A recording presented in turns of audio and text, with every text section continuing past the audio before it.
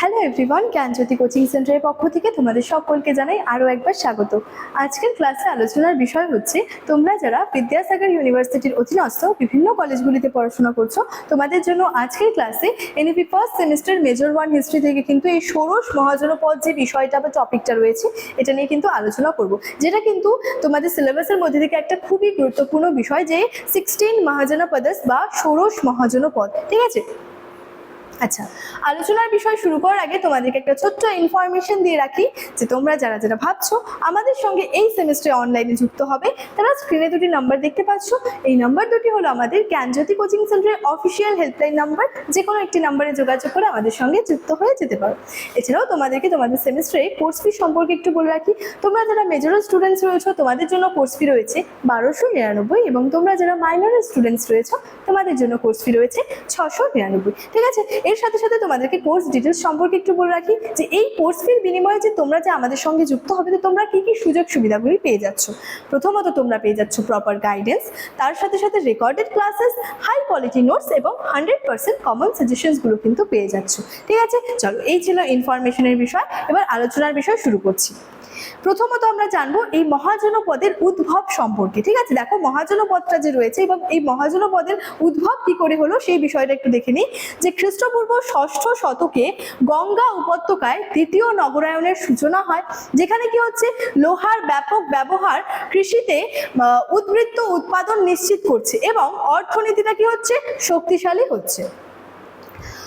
প্রথমত আমি কি বললাম, দেখো খ্রিস্টপূর্ব 6ষ্ঠ শতকে গঙ্গা উপত্যকার সময় কিন্তু একটা দ্বিতীয় নগরায়নের সূচনা হয়েছিল। ঠিক আছে, এই সময়টাতে বিভিন্ন যে জনপদগুলো রয়েছে, ক্ষুদ্র ক্ষুদ্র জনপদগুলি কি করে বিস্তার লাভ করে এবং সেই জনপদগুলি কি হচ্ছে শক্তিশালী কিন্তু মহাজনপদে পরিণত হচ্ছে। ঠিক আছে, আচ্ছা, বৌদ্ধ গ্রন্থ অঙ্গুত্তর নিকায়, জৈন গ্রন্থ ভগবতী সূত্র থেকে কি হচ্ছে এই সমস্ত যে বিষয়গুলো ঘটছে, উদ্ভব ঘটছে ক্ষুদ্র ক্ষুদ্র জনপদ থেকে মহাজনপদে, এই সমস্ত বিষয়গুলো সম্পর্কে কিন্তু এটার উপর ভিত্তি করে আমরা কিন্তু জানতে পারি। ঠিক আছে, তাহলে কি করে এই যে মহাজনপদগুলির উৎপত্তি হলো বা উদ্ভব হলো, সেই যে ক্ষুদ্র ক্ষুদ্র জনপদগুলি ছিল সেগুলি থেকেই কিন্তু পরবর্তীতে শক্তিশালী মহাজনপদের কিন্তু উদ্ভব হলো।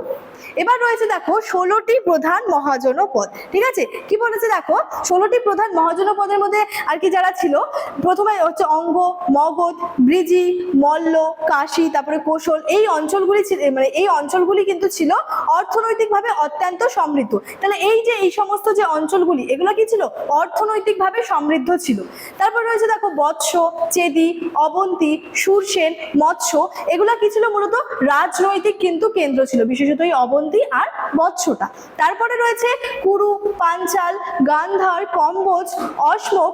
অশ্মক ছিল মূলত বিন্ধ্য পর্বতের দক্ষিণে অবস্থিত একমাত্র মহাজনপদ। তাহলে এই সমস্ত মহাজনপদগুলির মধ্যে কি বলেছে অশ্মক ছিল বিন্ধ্য পর্বতের দক্ষিণে অবস্থিত কিন্তু একমাত্র মহাজনপদ। ঠিক আছে, তাহলে দেখো টোটাল এই যে ষোড়শ মহাজনপদ অর্থাৎ 16টা মহাজনপদ, তাদের নামগুলোও কিন্তু এখানে প্রত্যেকটা নাম কিন্তু দেওয়া রয়েছে। ঠিক আছে, আচ্ছা, নেক্সট দেখো রয়েছে এবার হচ্ছে কিছু রাজনৈতিক ব্যবস্থা রয়েছে সেই সময়। প্রথমত যেটা হচ্ছে রাজতান্ত্রিক রাষ্ট্র, আর একটা বিষয় সেটা হচ্ছে প্রজাতান্ত্রিক রাষ্ট্র, যেটাকে কিন্তু গণসংঘ বলা হয়। তো এটা এই দুটার মধ্যে ডিফারেন্স কি রয়েছে দেখো। মূলত বলেছে রাজা ছিলেন রাষ্ট্রের সর্বাধিনায়ক এবং প্রধান বিচারক। এখানে রাজতান্ত্রিক রাষ্ট্রের মধ্যে কিন্তু রাজাই ছিলেন সর্বে সর্বা। ঠিক আছে, আচ্ছা, স্থায়ী সেনাবাহিনী এবং নিয়মিত কর ব্যবস্থা কিন্তু চালু ছিল।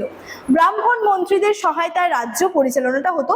উদাহরণ রাজতান্ত্রিক রাষ্ট্রের উদাহরণ হচ্ছে মগধ, কোশল, বৎস, অবন্তী।